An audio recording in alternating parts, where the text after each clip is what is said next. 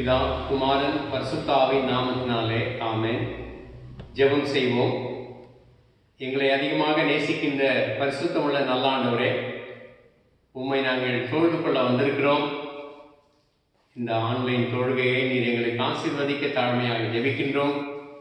எங்களை தொடர்ந்து நீர் நடத்தி கொண்டு வருகிறதற்காக உம்மை ஸ்தோத்திரிக்கின்றோம். நன்றி உள்ள பிள்ளைகளாக உம்முடைய பாதத்தை நாங்கள் நாடி வருகின்றோம். உம்முடைய பிரசன்னத்தால் எங்களை நிரப்பி எங்களை ஆண்டு கொண்டு ஆசீர்வதிக்க ஜெபிக்கின்றோம். இந்த ஆராதனையில் பங்கெடுக்கின்ற அனைவருமே ஆண்டவரே உம்முடைய ஆசீர்வாதத்தை நிறைவாக பெற நீர் உதவி செய்யும்படியாக ஜெபிக்கின்றோம். இயேசு ரட்சகர் நாமத்திலே வேண்டிக் கொள்கிறோம் நல்ல பிதாவே, ஆமென். கிறிஸ்துவுக்குள் அன்பானவர்களே, இந்த ஆன்லைன் ஆராதனைக்கு உங்களை அன்பாக வரவேற்கின்றோம். இந்த ஆராதனை நம் அனைவருக்குமே ஆசீர்வாதமாக திகழ நம் அனைவருமே ஆண்டவருடைய பாதத்திலே படைப்போம். கடவுளின் நாம மகிமைக்காக நமது ஆராதனைக்கு ஆரம்பமாக பாமாலையிலே 14வது பாடலை பாடுவோம். அனாதியான கர்த்தரே தெய்வீக ஆசனத்திலே. பாமாலை எண் 14.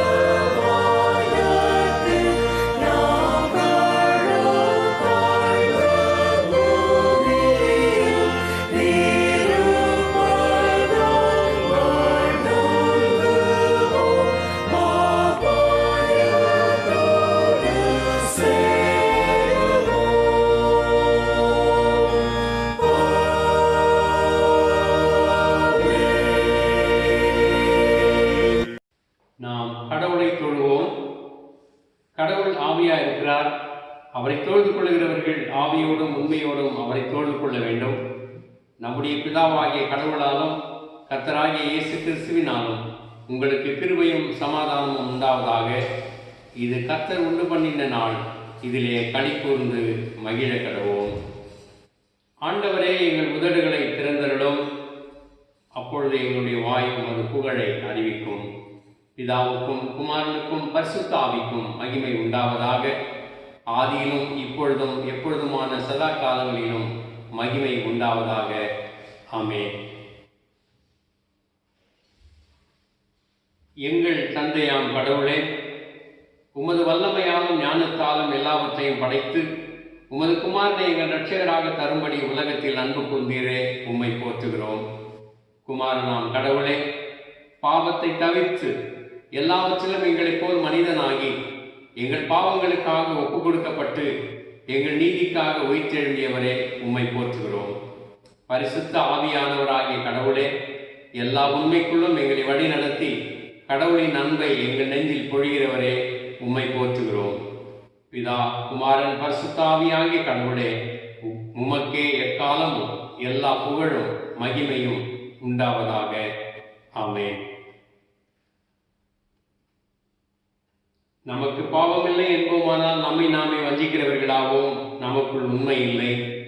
நமது பாவங்களை அறிக்கையிட்டால் பாவங்களை நமக்கு மன்னித்து எவ்வித அநீதமும் நீங்க நம்மை சுத்திகரிப்பதற்கு அவர் நம்பத்தக்கவரும் நீதியும் உள்ளவர். நான் எழுந்து என் தகப்பனிடத்திற்கு போய், தகப்பனே, பரத்துக்கு விரோதமாகவும் உமது பார்வையிலும் பாவம் செய்தேன். இனி உம்முடைய மகன் என்று சொல்லப்படுவதற்கு நான் பாத்திரன் அல்ல. உம்முடைய கூலிக்காரரில் ஒருவனாக என்னை வைத்துக் கொள்ளும் என்பேன். கடவுள் ராஜ்யம் சமீபத்திருக்கிறது. மனம் திரும்பி சுவிசேஷத்தில் நம்பிக்கை வையுங்கள். நாம் சற்று நேரம் அமைதியாக இருந்து நம்மை நாமே சோதனை செய்வோம்.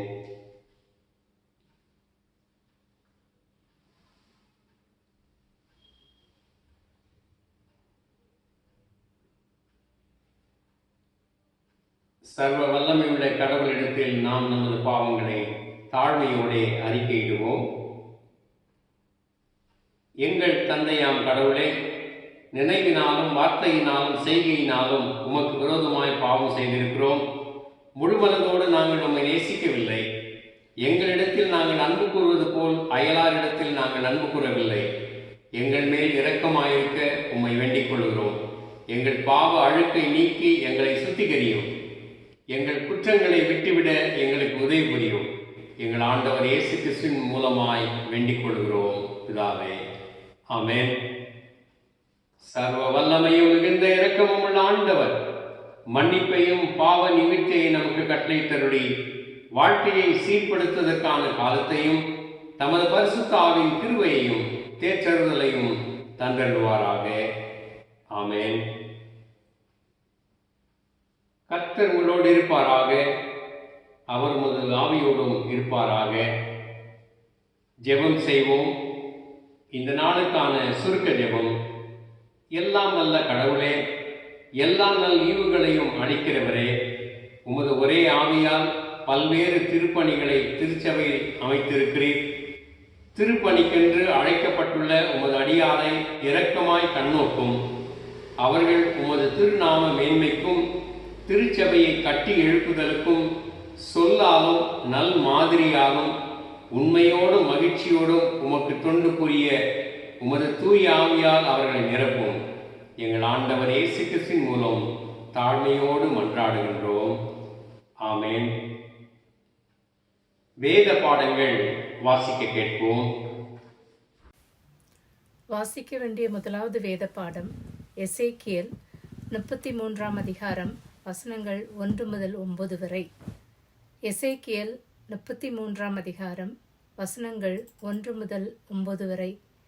கர்த்தருடைய வார்த்தை எனக்கு உண்டாகி, அவர், மனுபுத்திரனே, நீ உன் ஜனத்தின் புத்திரரோடு பேசி அவர்களோடு சொல்ல வேண்டியதாவது, நான் தேசத்தின் மேல் பட்டயத்தை வரப்பண்ணுகையில் தேசத்தின் ஜனம் தங்கள் எல்லைகளில் உள்ள ஒருவனை அழைத்து அவனை தங்களுக்கு காவற்காரனாக வைத்த பின்பு, இவன் தேசத்தின் மேல் பட்டயம் வருவதைக் கண்டு எக்காலம் ஊதி ஜனத்தை எச்சரிக்கும் போது, எக்காலத்தின் சத்தத்தை கேட்கிறவன் அதை கேட்டும் எச்சரிக்கையாயிராமல் பட்டயம் வந்து அவனை வாரிக்கொள்ளுகிறது உண்டானால், அவனுடைய இரத்தப்பழி அவன் தலையின் மேல் சுமரும்.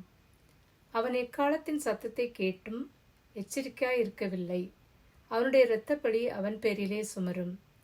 எச்சரிக்கையாயிருக்கிறவனோ தன் ஜீவனை தப்பித்துக் கொள்வான். காவற்காரன் பட்டயம் வருவதைக் கண்டும் அவன் எக்காலம் ஊதாமலும் ஜனங்கள் எச்சரிக்கப்படாமலும் பட்டயம் வந்து அவர்களில் யாதொருவனை வாரிக்கொள்கிறது உண்டானால், அவன் தன் அக்கிரமத்திலே வாரிக்கொள்ளப்பட்டான். ஆனாலும் அவன் இரத்தப்பழியை காவற்காரன் கையிலே கேட்பேன். மனுபுத்திரனே, நான் உன்னை இஸ்ரவேல் வம்சத்தாருக்கு காவற்காரனாக வைத்தேன். ஆகையால் நீ என் வாயினாலே வார்த்தையை கேட்டு என் நாமத்தினாலே அவர்களை எச்சரிப்பாயாக. நான் துன்மார்க்கனை நோக்கி, துன்மார்க்கனே, நீ சாகவே சாவாய் என்று சொல்லுகையில், நீ துன்மார்க்கனை தன் துன்மார்க்கத்தில் இராதபடி எச்சரிக்கத்தக்கதாக அதை அவனுக்கு சொல்லாமற் போனால், அந்த துன்மார்க்கன் தன் அக்கிரமத்திலே சாவான். ஆனாலும் அவன் இரத்தப்பழியை உன் கையிலே கேட்பேன். துன்மார்க்கன் தன் வழியை விட்டு திரும்பும்படி நீ அவனை எச்சரித்தும், அவன் தன் வழியை விட்டு திரும்பாமற் போனால் அவன் தன் அக்கிரமத்திலே சாவான். நீயோ உன் ஆத்துமாவை தப்புவிப்பாய் என்பதே. வாசிக்க வேண்டிய முதலாவது வேத பாடம் வாசித்தாயிற்று.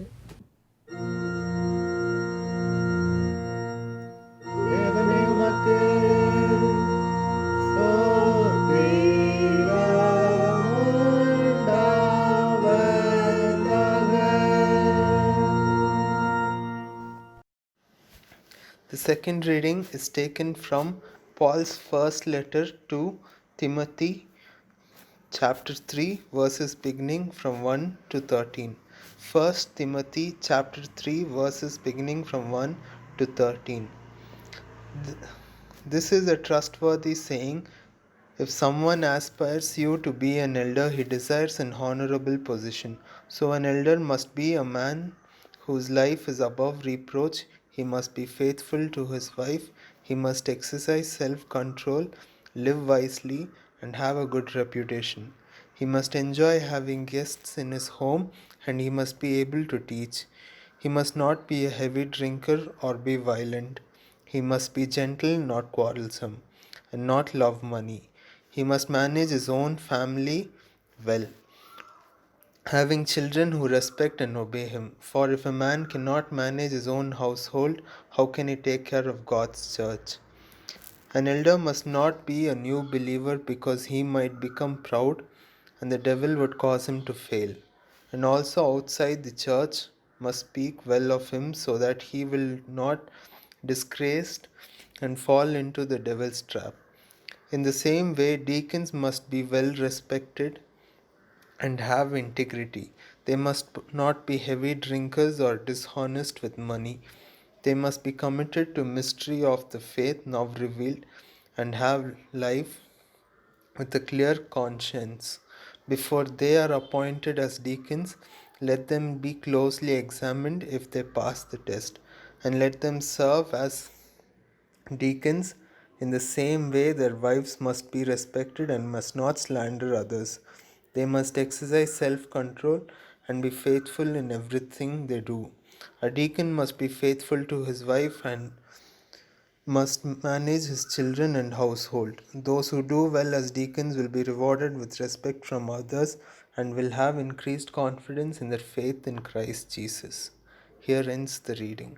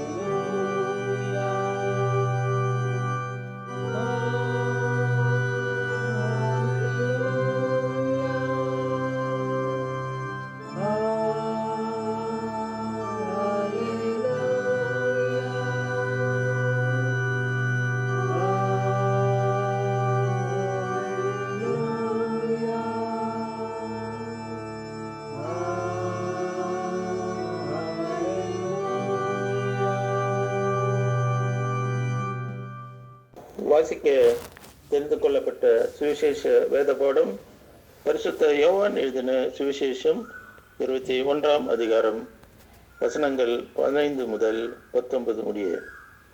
யோவான் 21ஆம் அதிகாரம் வசனங்கள் 15 19 வரை. அவர்கள் போஜனம் பண்ணின பின்பு இயேசு சீமோன் பேதுருவை நோக்கி, யோனாவின் குமாரனாகிய சீமோனே, இவர்களிலும் அதிகமாய் நீ என்னிடத்தில் அன்பாய் இருக்கிறாயா என்றார். அதற்கு அவன், ஆம் ஆண்டவரே, உம்மை நேசிக்கிறேன் என்பதை நீர் அறிவீர் என்றான். அவர், என் ஆட்டுக்குட்டிகளை மேய்ப்பாயாக என்றார். 2ஆம் தரம் அவர் அவனை நோக்கி, யோனாவின் குமாரனாகிய சீமோனே, நீ என்னிடத்தில் அன்பாய் இருக்கிறாயா என்றார். அதற்கு அவன், ஆம் ஆண்டவரே, உம்மை நேசிக்கிறேன் என்பதை நீர் அறிவீர் என்றான். அவர், என் ஆடுகளை மேய்ப்பாயாக என்றார். 3ஆம் தரம் அவர் அவனை நோக்கி, யோனாவின் குமாரனாகி சீமோனே, நீ என்னை நேசிக்கிறாயா என்றார். என்னை நேசிக்கிறாயா என்று அவர் 3ஆம் தரம் தன்னை ஏற்றபடியினால் பேதுரு துக்கப்பட்டு, ஆண்டவரே, நீர் எல்லாவற்றையும் அறிந்திருக்கிறீர், நான் உம்மை நேசிக்கிறேன் என்பதை நீர் அறிவீர் என்றான். இயேசு, என் ஆடுகளை மேய்ப்பாயாக என்றார். நீ இளவயதுள்ளனாக இருந்தபோது உன்னை நீயே அறை கட்டி கொண்டு உனக்கு இஷ்டமான இடங்களிலே நடந்து திரிந்தாய். நீ முதிர் வயதுள்ளவனாக போது உன் கைகளை நீட்டுவாய், வேறொருவன் உன் அறை கட்டி உனக்கு இஷ்டமில்லாத இடத்துக்கு உன்னை கொண்டு போவான் என்று மெய்யாகவே மெய்யாகவே உனக்கு சொல்கிறேன் என்றார்.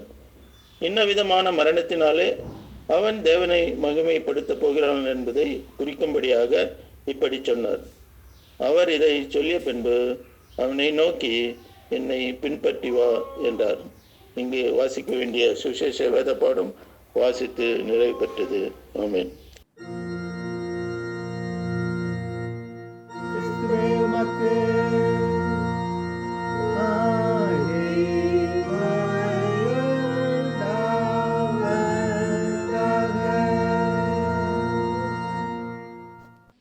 கீர்த்தனைகளிலே 187வது பாடல், தந்தேன் என்னை இயேசுவே இந்த நேரமே உமக்கு.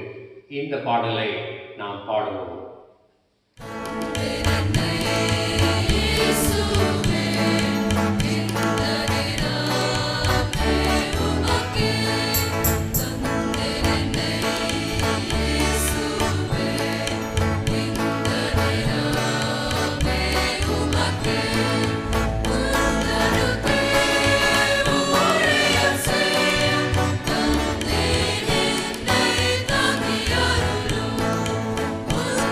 Thank you.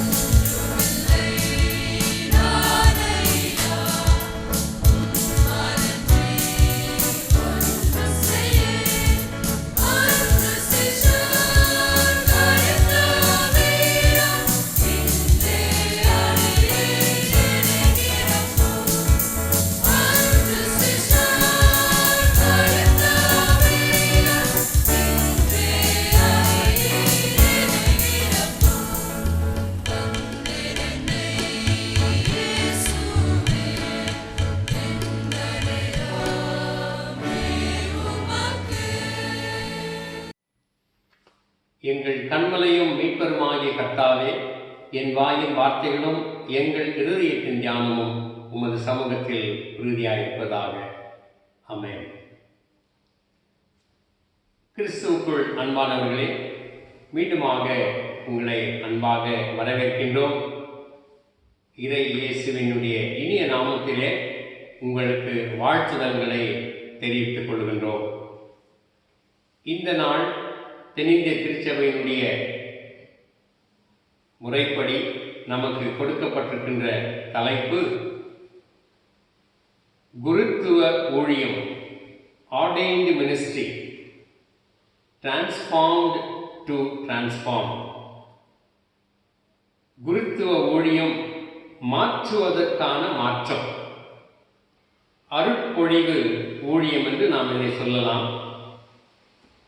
ஊழியத்திற்காக வருகின்ற பொழுது குருமார்களாகிய எங்களை அருட்பொழிவு செய்து அபிஷேகம் செய்து இந்த ஊழியத்தின் பொறுப்பினை எங்களுக்கு தருகின்றார்கள்.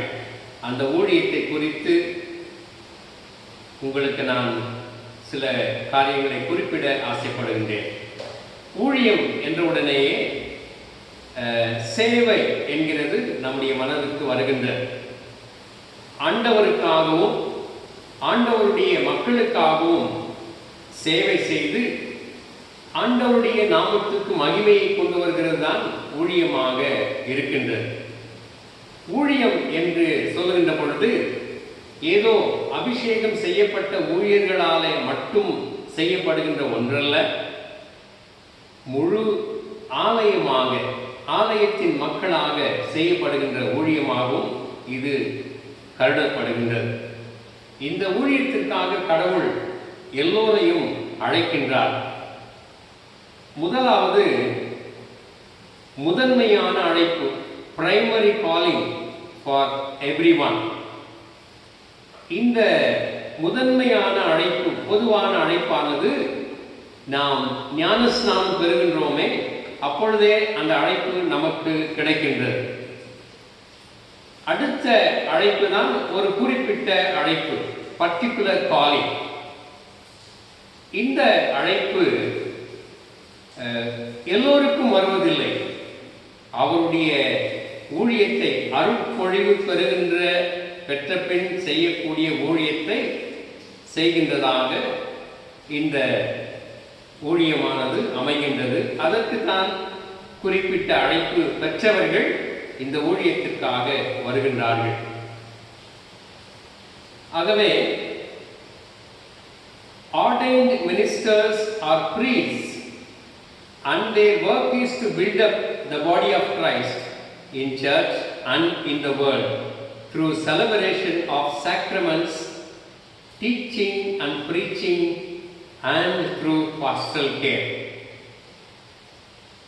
அபிஷேகம் அல்லது அருட்பொழிவு பெற்ற குருமார்கள், போதகர்கள் ஆண்டவருடைய ஆலயத்தை, ஆண்டவருடைய சரீரத்தை, கிறிஸ்துவின் சரீரத்தை இந்த உலகத்திலே கட்டப்பட வேண்டியதற்காக அவர்கள் அழைக்கப்படுகின்றார்கள். இந்த கிறிஸ்துவின் சரீரமாகிய சபையை கட்டுதல்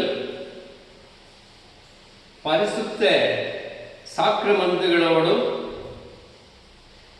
போதகங்கள் மூலமும் அல்லது போதக அக்கறைகளின் மூலமாகவும் கட்டப்படுகின்ற ஒன்றாக அமைகின்றது.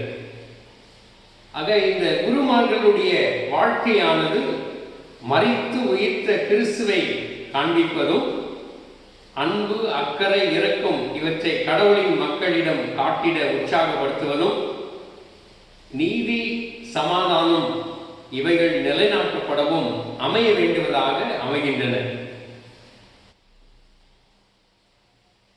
ஆங்கிலத்தில் சொல்ல வேண்டுமானால், priesthood is not only about what a person does, it is also about what a person is. குருத்துவம் என்பது குருவானவர் என்ன செய்கிறார் என்பது மட்டுமல்ல, அவர் என்னவாக இருக்கிறார், எப்படிப்பட்டவராக இருக்கிறார் என்பதும் கூட அதிலே அடங்கி இருக்கின்றது. வாசித்த 3 வேத பாடங்களுடைய அடிப்படையிலே சில குறிப்புகளை உங்களோடு பகிர்ந்து கொள்ள நான் ஆசைப்படுகின்றேன். முதல் குறிப்பு, transformed by the word of God. வார்த்தையினால் வரக்கூடிய மாற்றங்கள், கடவுளுடைய வார்த்தையினால் வரக்கூடிய மாற்றங்கள்.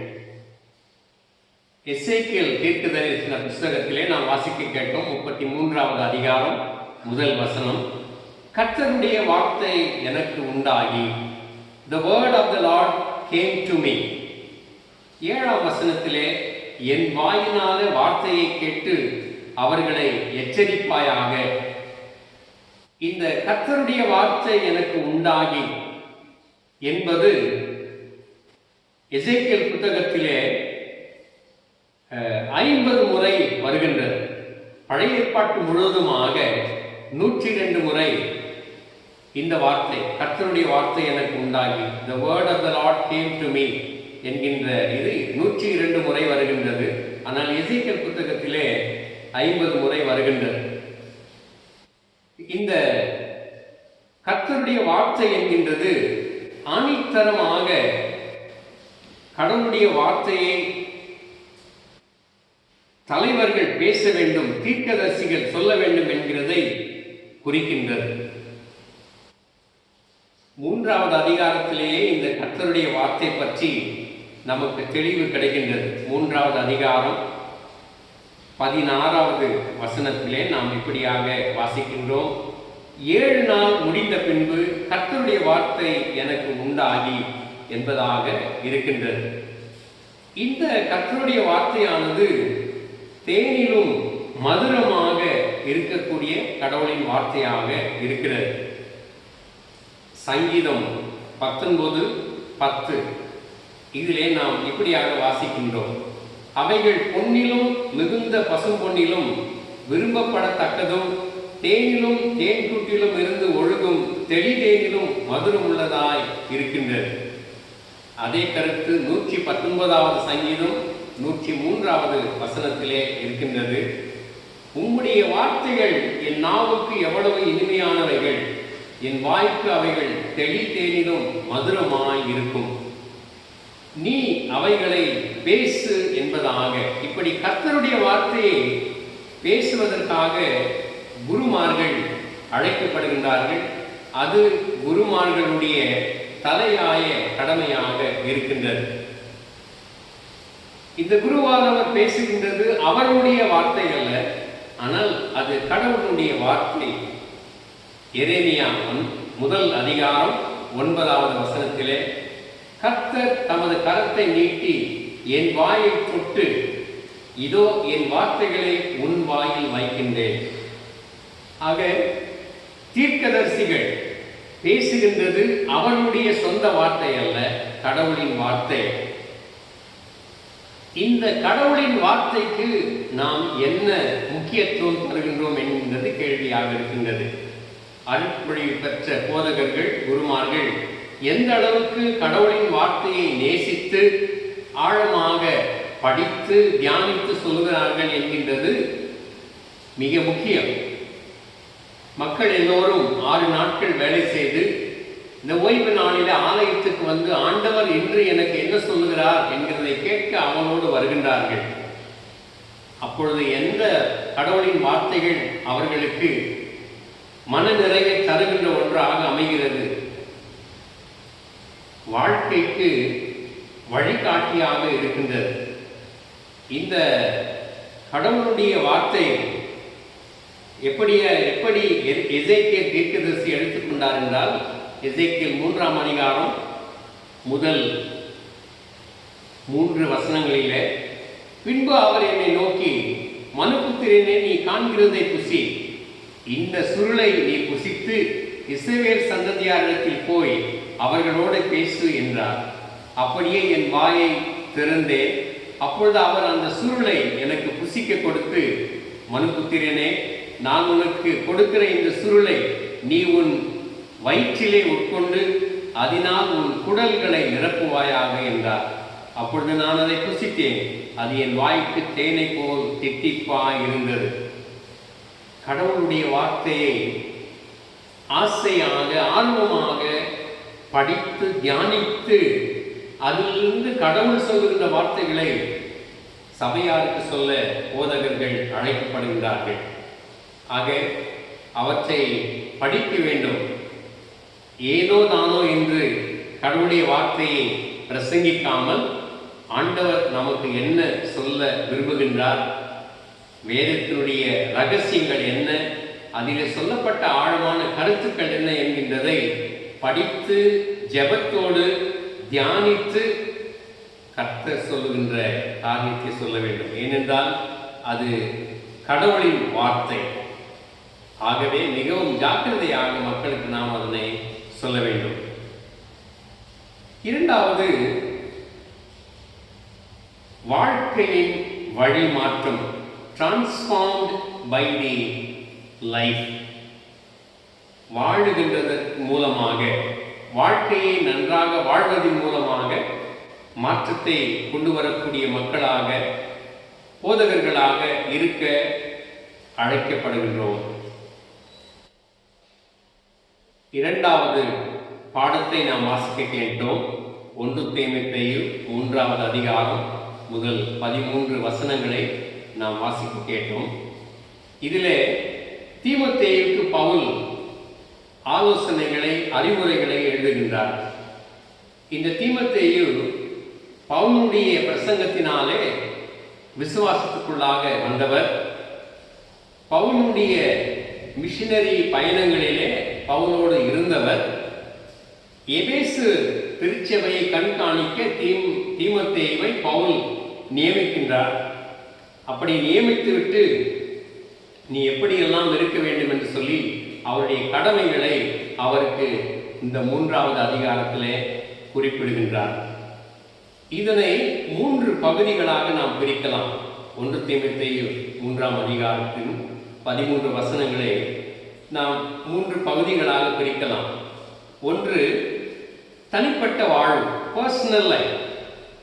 இந்த தனிப்பட்ட வாழ்விலே முதன்மையாக, அதாவது 2வது வசனத்திலே, ஆகையால் கண்காணியானவன் குற்றம் சாட்டப்படாதவனும், இந்த குற்றம் சாட்டப்படாதவன் blameless. அடுத்தது, ஜாக்கிரதை உள்ளவன், temperate. அடுத்தது, தெளிந்த புத்தி உள்ளவன், sensible. அடுத்தது, யோகியதை உள்ளவன், good behavior. அதற்கு பின் வருகின்ற வசனங்களிலே கனிந்த உள்ளம் கொண்டவன், gentle.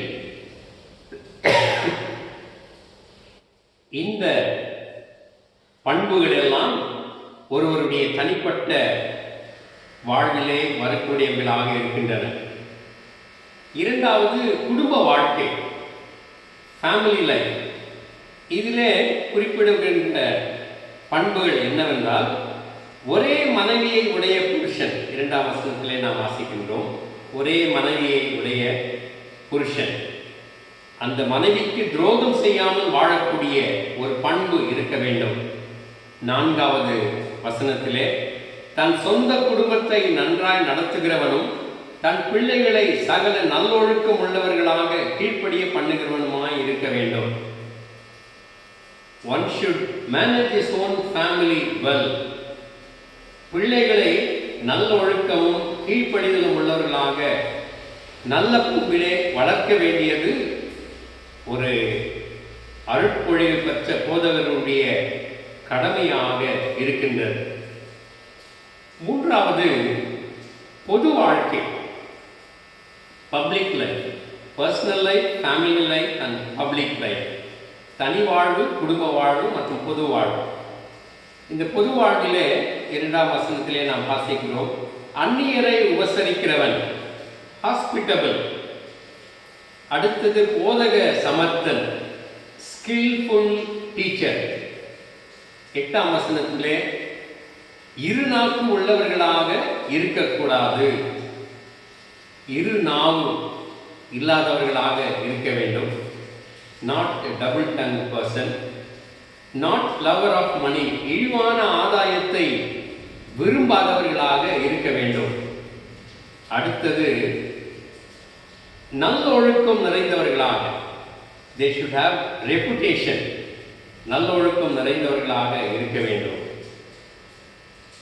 மற்றும் 7ஆம் வசனத்திலே good testimony by others, புறம்பானவர்களாலே நற்சாட்சி பெற்றவர்களாக அவர்கள் இருக்க வேண்டும். ஆக இப்படிப்பட்ட காரியங்களை எல்லாம், இந்த பண்புகளை எல்லாம் அவர்கள் உடையவர்களாக இருக்கின்ற பொழுதுதான் அந்த ஊழியம் மிக மிக சிறப்பாக அமையும் என்பதிலே சந்தேகமில்லை.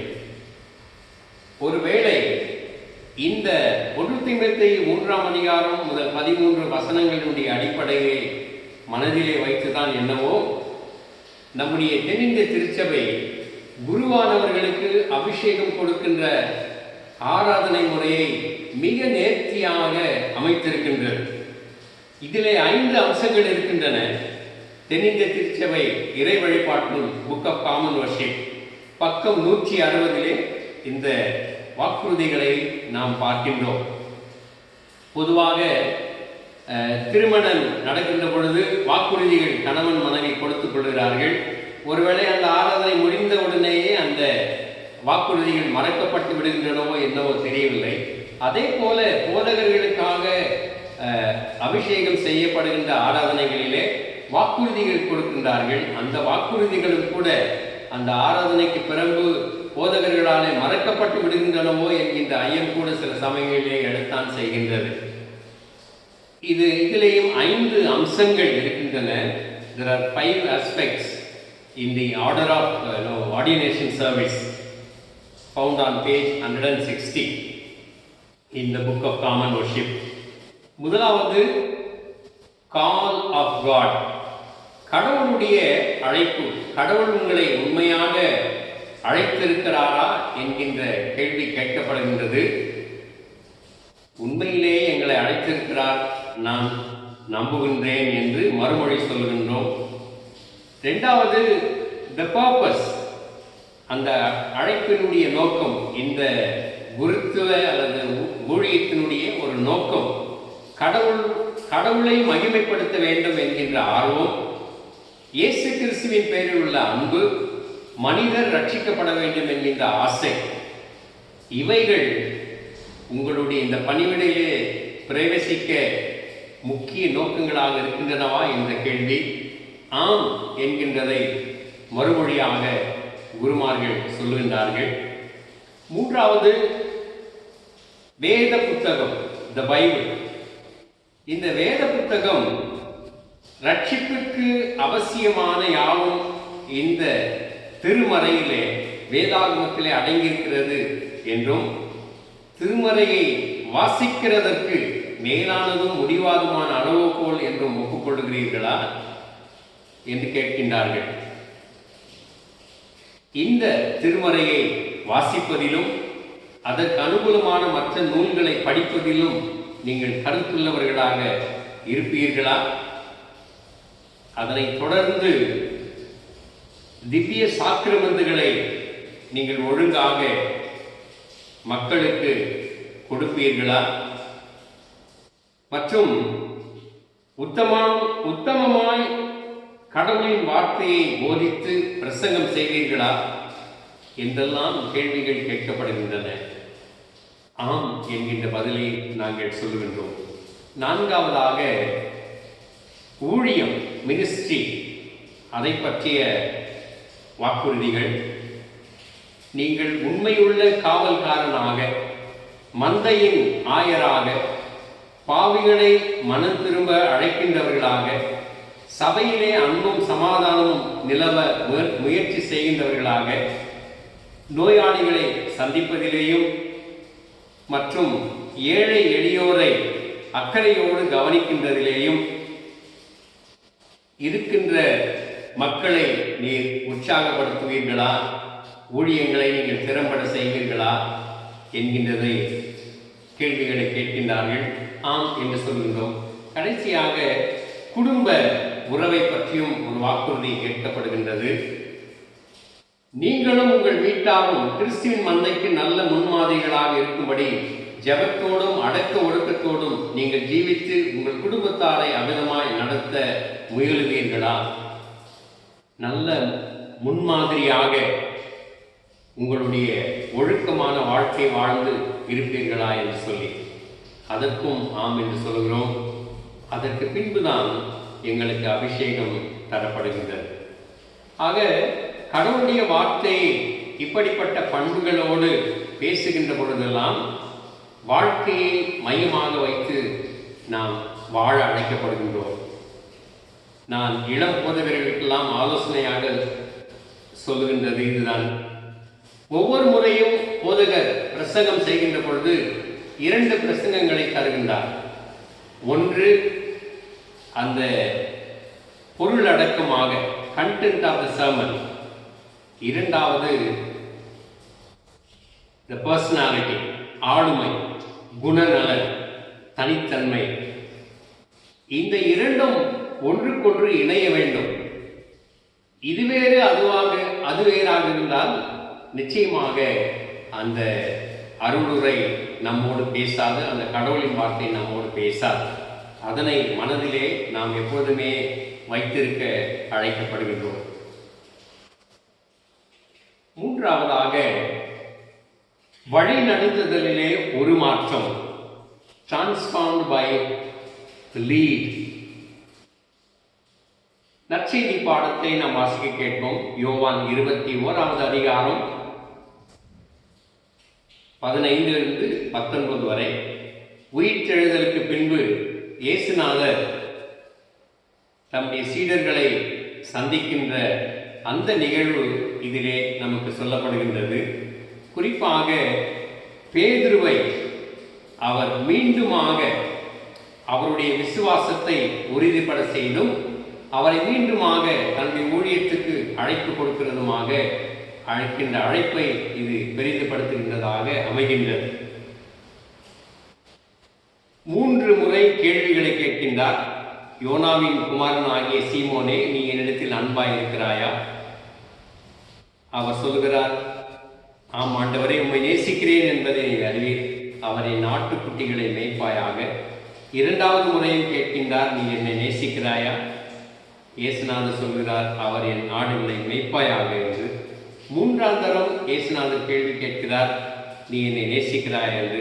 பேதுரு, நீர் எல்லாவற்றையும் அறிந்திருக்கிறேன், நான் உம்மை நேசிக்கிறேன் என்பதை நீர் அறிவீர் என்று சொல்லுகின்றார். இந்த 3 கேள்விகளை பகுத்து பார்க்கின்ற பொழுது இயேசுநாதர் 2 முறை பேதுருவை கேட்கின்ற பொழுது, டு யூ லவ் மீ? இந்த அன்பு அகப்பேவோ என்று சொல்லப்படுகின்றது. அதாவது நிபந்தனையற்ற மற்றும் தியாகம் நிறைந்த அன்பு இது.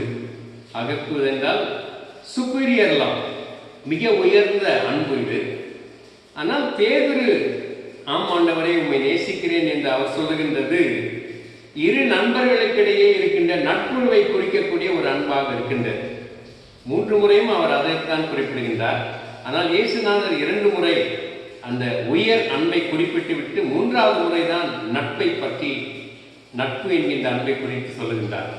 ஆனால் இயேசுநாதர் இவருக்கு வாக்கு கொடுக்கின்ற பொழுது, டெண்ட் மை lamps, இந்த டெண்ட், என்னுடைய ஆட்டுக்குட்டிகளை மேய்ப்பாயாக என்று சொல்லுகின்றார். மற்றும் 2 முறை என் ஆடுகளை மேய்த்து வா என்று சொல்லுகின்றார். 2 முறை டெண்ட் என்றும் 1 முறை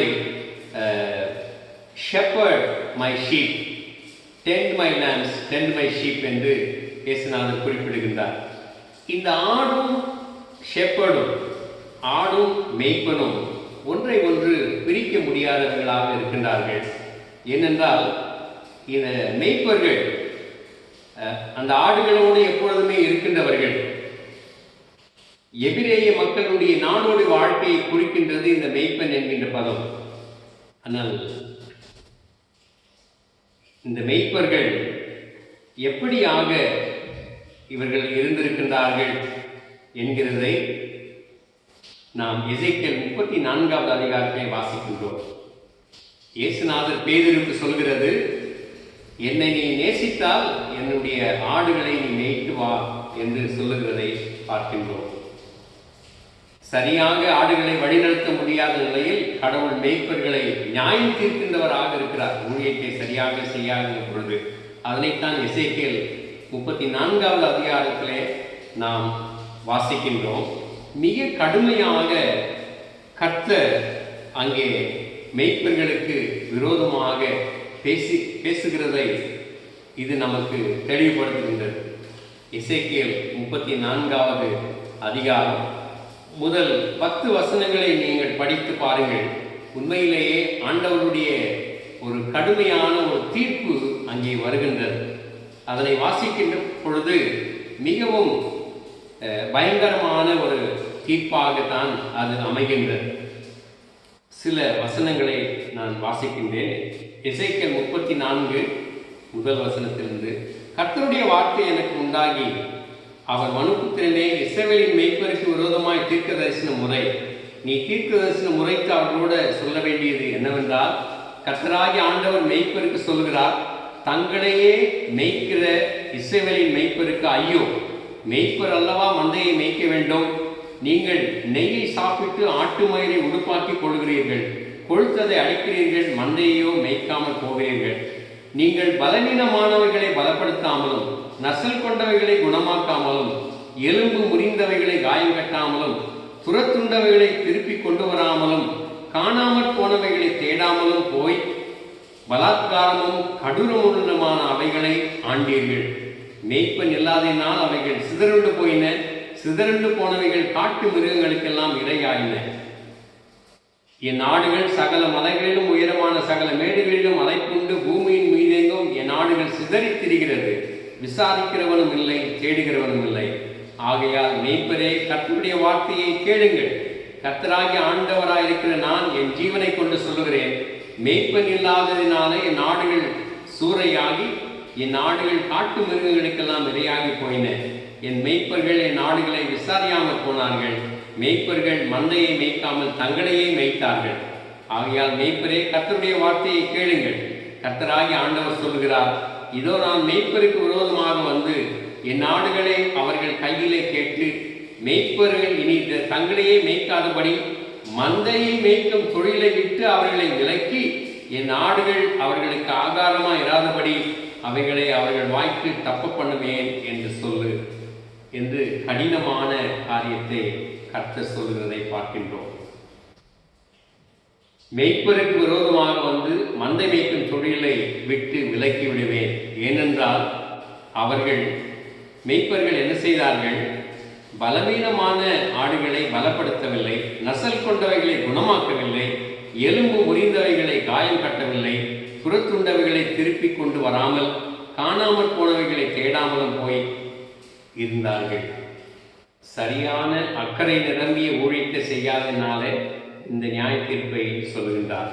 மெய்ப்பர்கள் நல்ல வழிகாட்டிகளாக இருக்க வேண்டும்.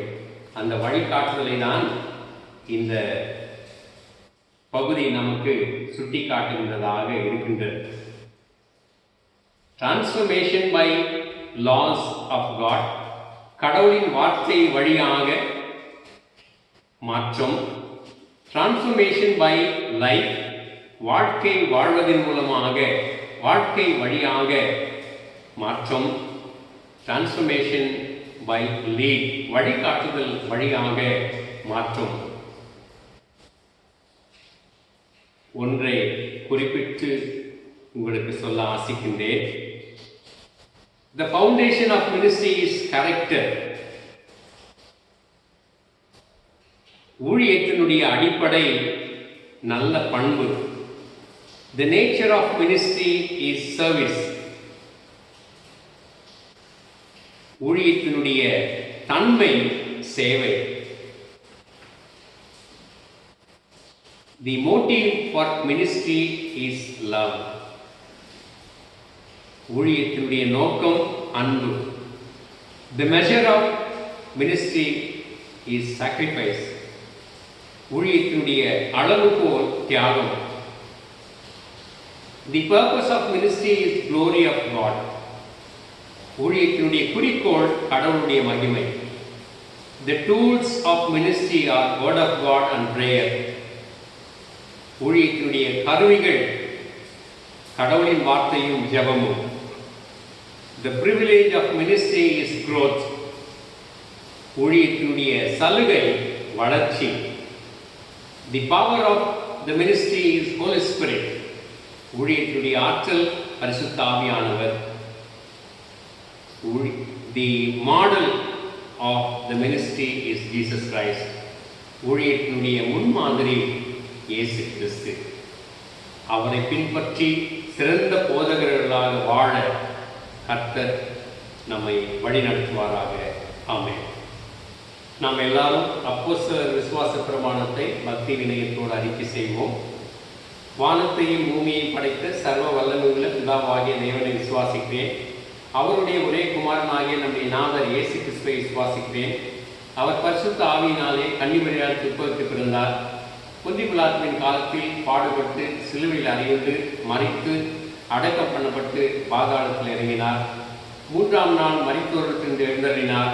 பரமண்டலத்துக்கு ஏறி சர்வ வல்லமையுள்ள பிதாவாகிய தேவனுடைய வலது வாசலை வீற்றிருக்கிறார். அவ்விடத்திலிருந்து உயிருள்ளோரை மரித்தோரை நியாயத்திற்கு வருவார். பரிசுத்த ஆவியை விசுவாசிக்கிறேன்.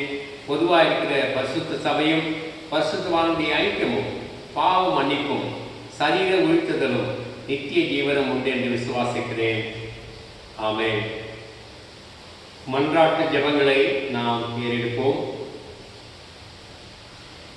அளவற்ற அன்பு நிறைந்த நல்லாண்டவரே, எங்களை நீர் அதிகமாக நேசிக்கின்றதற்காக நன்றி சொல்கிறோம். எங்களை படைத்தது முதல் இம்மட்டும் பாதுகாத்து உண்ண உணவும் உடுக்க உடையும் இருக்க இடமும் தந்து எங்களை நடத்துகிறதற்காக ஸ்தோத்திரம்.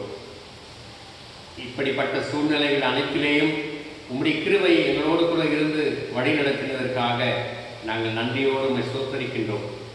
கர்த்தாவே, இந்த நாளிலும் யாராருக்கெல்லாம் வேண்டிக்கொள்ள கடமைப்பட்டிருக்கிறோமோ எல்லோருக்காக நாங்கள் வேண்டுதல் செய்கின்றோம். எங்களுடைய பெற்றோர்கள், மூத்தவர்கள், முதியோர்கள், தனிமையில் இருக்கிறவர்கள் எல்லோருக்காக ஜெபிக்கின்றோம். அவர்களை எல்லாம் கனப்படுத்த வேண்டியது எங்களுடைய கடமை. அவற்றிலிருந்து நாங்கள் தவறிவிடாமல் இருக்க நீர் கிருபை தாரும். குடும்பங்களின் நல்வாழ்வுக்காக ஜெபிக்கின்றோம். கணவன் மனைவியுடைய புரிந்து கொள்ளுதலுக்காக நாங்கள் ஜெபிக்கின்றோம். அந்த புரிந்து கொள்ளுதல் இருக்கின்ற பொழுது குடும்பம் நல்ல நிலையிலே நடத்தி செல்லப்படுவதற்கு அது அடிக்கோலும். அந்த புரிந்து கொள்ளுதலை நீ தரும்படியாக நாங்கள் ஜெபிக்கின்றோம். மனஸ்தாபங்கள், பிரச்சனைகள் என்று வருகின்ற பொழுது இருவருமே உடைய சமூகத்திலே அமர்ந்து மனம் விட்டு பேசி ஒருவரை ஒருவர் மன்னித்து ஏற்றுக்கொண்டு வாழ கிருபை தாரும். குழந்தைகள், பிள்ளைகள், வாலிப பிள்ளைகள், வேலை தேடுகிறவர்கள், படிக்கின்ற பிள்ளைகள், ஆன்லைன் கிளாஸிலே பாடங்களை படித்துக் கொண்டிருக்கிறவர்கள், அவர்களுக்கு கற்றுத்தருகின்ற ஆசிரியர்கள் எல்லோருக்காக நாங்கள் ஜெபிக்கின்றோம். யார் யாருக்கு என்னென்ன கஷ்டங்கள் என்கின்றது அறிந்து அந்த கஷ்டங்களிலிருந்து நீர் விடுதலை பெற ஜெபிக்கின்றோம். சுகவீனமாக இருக்கின்ற எல்லோருக்காக நாங்கள் ஜெபிக்கின்றோம். உம்முடைய குணமாக்கும் கரங்கள் எப்பொழுதுமே அவர்கள் மேல் நிழல் போல இருந்து அவர்களை சுகப்படுத்த நாங்கள் ஜெபிக்கின்றோம்.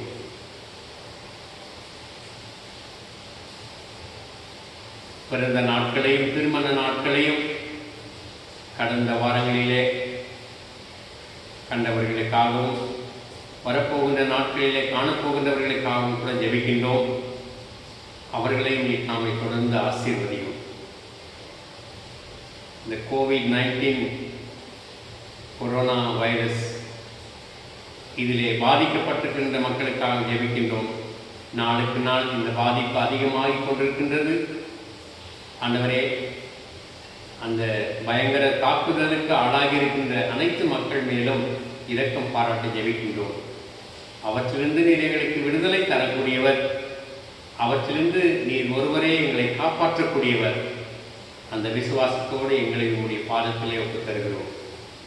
எங்களை ஏற்றுக்கொண்டு எங்களை ஆசீர்வதித்து வழி நடத்தும். இன்னும் உலக சமாதானத்துக்காக ஜெபிக்கின்றோம். அதனையும் நீர் நிரம்பப்படுத்தி எங்களை வழிநடத்தும். எங்களுடைய பிஷப்காக, குருமார்களுக்காக, திருச்சபையின் மக்களுக்காக, விசுவாசிகள் எல்லோருக்காக மற்றும் உம்மை நம்பி விசுவாசிக்கின்ற மற்ற அநேக கிறிஸ்தவர்களுக்காக, அவர்களின் சபைகளுக்காக கூட நாங்கள் ஜெபிக்கின்றோம். எல்லோரையும் உம்முடைய பேரன்பினால் ஆட்கொண்டு எங்களை வழிநடத்தும். நன்மையும் கிருபையும் தொடர்ந்து எங்களை காத்துக்கொள்வதாக. இயேசு இரட்சகர் நாமத்திலே தாழ்மையோடு வேண்டிக் கொள்கிறோம் நல்ல பிதாவே, ஆமென். கர்த்தர் கற்பித்த ஜெபத்தை யாரும் சேர்ந்து ஏறெடுப்போம். பரமண்டலங்களில் இருக்கிற எங்கள் பிதாவே, உம்முடைய நாமம் பரிசுத்தப்படுவதாக, உம்முடைய ராஜ்யம் வருவதாக, உம்முடைய சித்தம் பரமண்டலத்திலே செய்யப்படுகிறது போல பூமியிலேயும் செய்யப்படுவதாக. அன்றுள்ள அப்பத்தை நீர் எங்களுக்கு இன்று தாரும். எங்களுக்கு விரோதமாய் குற்றம் செய்கிறவர்களுக்கு நாங்கள் மன்னிக்கிறது போல எங்கள் குற்றங்களை எங்களுக்கு மன்னியும். எங்களை சோதனைக்குள் பிரவேசிக்க பண்ணாமல் தீமையை எங்களை ரட்சித்துக் கொள்ளும். ராஜ்யமும் வல்லமையும் மகிமையும் என்னென்றைக்கும் முடியவைகளே, ஆமென். நம்முடைய கர்த்தராகிய இயேசு கிறிஸ்துவின் கிருபையும் பிதாவாகிய தேவனுடைய அன்பும் பரிசுத்த ஆவியின் ஐக்கியமும் உங்கள் அனைவரோடும் இன்றும் என்றும் சகல நாட்களிலும் நிலைத்திருப்பதாக.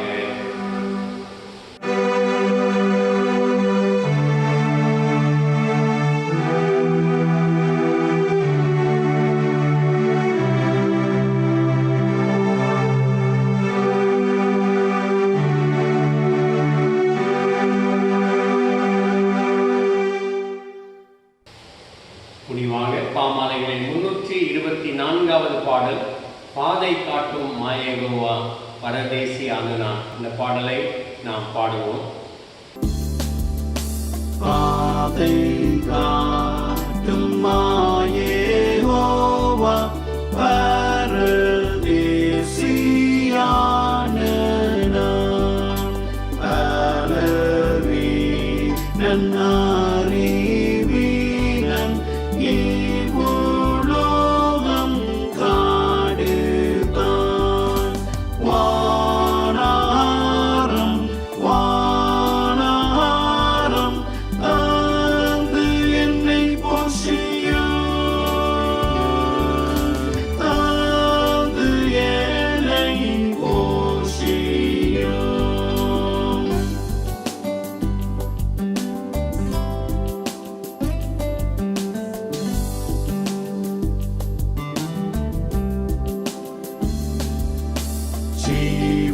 ஜீவதான் நீரூற்றை நீர் திறந்து தாருமே, தீபமே ஸ்தம்பம் காட்டும் வாழியே